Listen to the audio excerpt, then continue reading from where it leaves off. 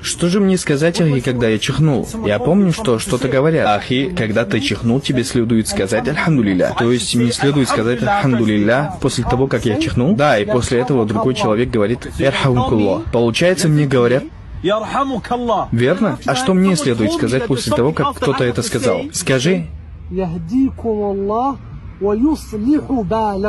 So I'm going to say, يهديكم ويصلح بالكم. Правильно. Откуда ты это взял? В каком это сборнике хадисов передается? Это передается в Аль-Бухари. То есть этот хадис есть в Сахих Аль-Бухари? Да. Джазак Аллах хайр за то, что научил меня этому. Братья и сестры, следуйте сунне и не останавливайтесь в этом.